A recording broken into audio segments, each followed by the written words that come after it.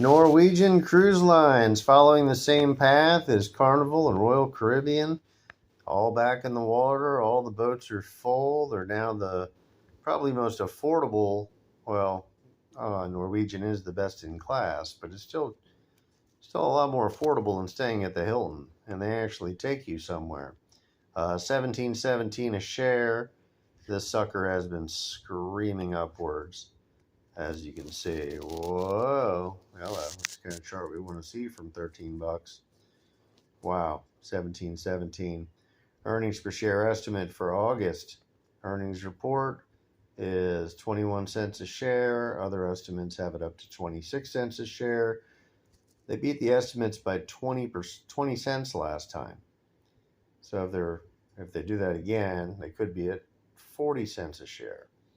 Anyhow, if you're not familiar with Norwegian, that's what they were before COVID, $50, $60 a share. They're back at these levels. Their boats are full. Every ship is full. There's waiting lists. There's people that can't get a cruise. All their boats are in the water. COVID happened. Everybody thought they were having this great comeback, and it kind of didn't happen as quick as everybody liked.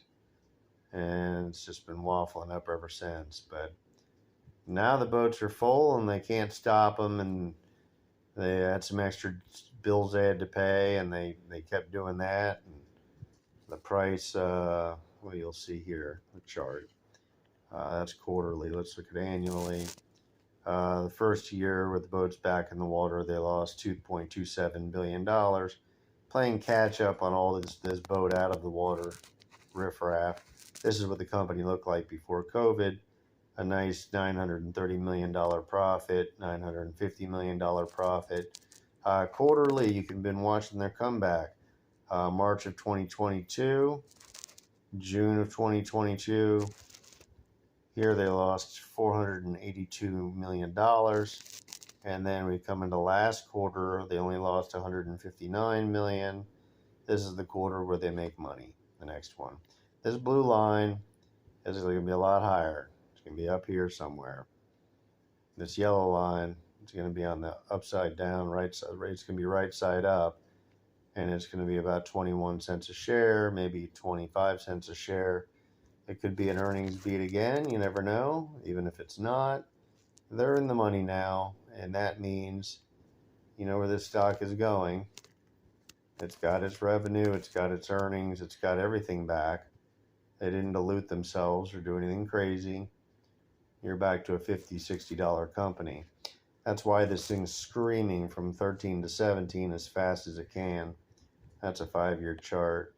On a 6 months chart, 11%. 1 month chart, 30%. Everybody it's sinking in now that they're on their final approach. And they're landing the plane, and earnings are flipping right side up, and that's getting everybody all jazzed up. Within a couple of quarters, they're going to have, 25 cents, 50 cents, 75% cents, and then they're going to put together a nice dollar earnings per share, maybe $2, $1.50. Could be fantastic, or it could just be a buck. But either way, the company's worth $50 again. And that's what I'm expecting within 4 quarters from August, or 3 more quarters after August. This being the first quarter that they just finished, and they did a great job. They just keep that up, they're right back where they were. And that's why it's going nuts. If you like this one, grab it. You'll never be able to grab it again for this price, and you'll look back when it's 50 and go, I saw it at 17. Grab some at 17. I know it's not 13. I know it's not 15 or 14 or shoot, this thing was probably at 10 or 11 at one point. But it was also having problems at that point still. They still had a lot of bills to pay. They don't have those bills to pay anymore. They got everything squared away, right side up, and that's why it's going to the moon. Will it be at $30 by January? Absolutely. Should you buy some January $30 options? Probably be a real good idea. In fact, I bought some, and I'm already up like 50% on it in a week. It's disgusting. But yeah, because that's where it's going by January. Everybody knows it. Quarter. It gives you 3 earnings reports. You get August, you get November. Actually, no, it's a July option. Look for the July 2024 option on this one to go to 30. That'll give you the full 3 quarters plus like a month or two, almost 4 quarters. So, yeah, as far out as you can get on that options list, it's probably going to hit. They don't have many that aren't going to hit out there. So, by October or by this earnings report, it's going to wallop $20 easily.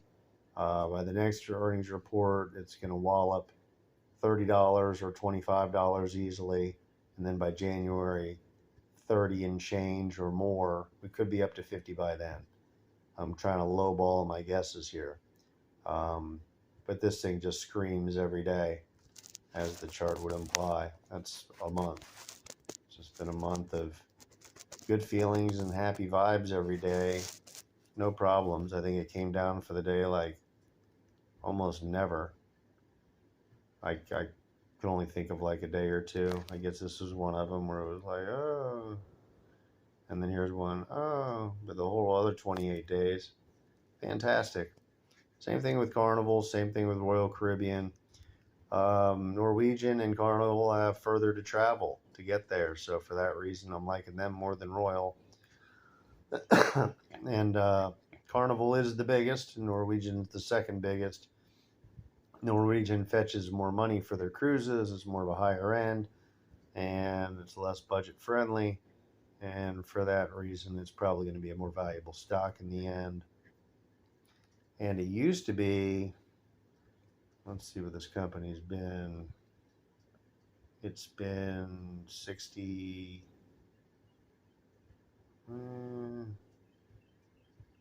So I didn't say there. Oh, $60. Yeah, it's been a $60 stock a few times. It's been a $50 stock mostly. Probably 45 would be down here, well below the median line. But yeah, to know that it's going to have these numbers again and be there again, and right now it's only 17. Come on, you can think of something to do with this one. Might as well get in on the ride. It's going to be over by January. Thanks for watching the video, and subscribe to my channel. Bring you more updates on your favorite cruise lines and lots of other great stocks. I'm James. Like the video and subscribe, please. Would love to have you on a future one. Thank you.